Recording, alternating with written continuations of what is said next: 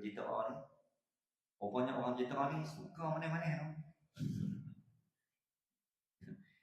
Alhamdulillah, terima kasih atas undangan dan jemputan. Mudah-mudahan perkongsian Saudara Muhammad dan apa jua yang saya bincang, apa jua yang kita sembang malam ini menjadi bukti saksi di Yaumul Mahsyar, agar kita telah menjadi saksi kepada hadis baginda Nabi Sallallahu Alaihi Muhammad tidak akan diterima iman.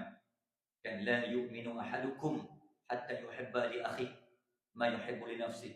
Iman seseorang hamba, iman seseorang manusia tidak akan terangkat, tidak akan dinobat, tidak akan dicatat, tidak akan diterima oleh Allah selagi mana kita tak buktikan keimanan, selagi mana kita tak buktikan pengetahuan, selagi mana kita tak buktikan hubungan, selagi mana hampa tak tahu tentang saudara kalian, biar sejauh mata memandang, iman kalian tidak akan diterima selagi mana hampa tak tunjuk hubungan saudara sesama manusia.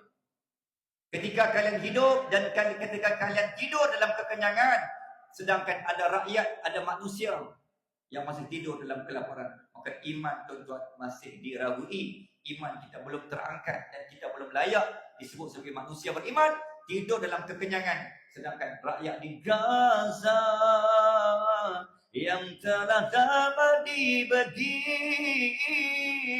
tumbang, jasad jiwa yang masih kerdil, kami tidur dalam kekenyangan, sedangkan mereka tidur dalam kelaparan. Malunya kami ya Allah nak mengaku beriman, mengaku malu, mengaku beriman, sedangkan kita masih lena, masih nganga, masih sibuk menjaga perut, masih sibuk menjaga urusan dunia, sibuk menjaga Saudara Muhammad menyira duit berlipat-lipat, masih sibuk dengan kereta dan duit dan motosikal yang berkilat-kilat, sibuk lagi dengan orang rumah perempuan cantik memikat Saudara Muhammad, sedangkan mereka tidur, mereka solat, mereka tidak ada kapet sujud untuk mereka sujud.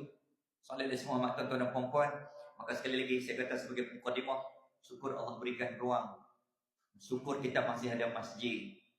Maka ya Allah, terima kasih ya Allah. Jangan engkau hilangkan masjid ini daripada kami, dan jangan engkau lemahkan kaki kami untuk nak sampai ke masjid. Biar sejauh mana ya Allah, Saudara Muhammad, kami tak mampu nak berjuang di Aqsa, kami tak mampu nak berjuang di Gaza ya Allah, tapi cukuplah sekadar kami mampu berjuang mempertahankan masjid kami sehingga titisan nyawa terakhir. Kalau boleh ya Allah, matikanlah kami dalam masjid ini. Tapi kalau boleh janganlah malam ni. Sebab malam ni kami nak selfie dengan Ustaz Manen. Dia buat kata Manen sangat dalam TV. Tengok ya Allah, Manen sungguh. Boleh tahu tu? Alhamdulillah.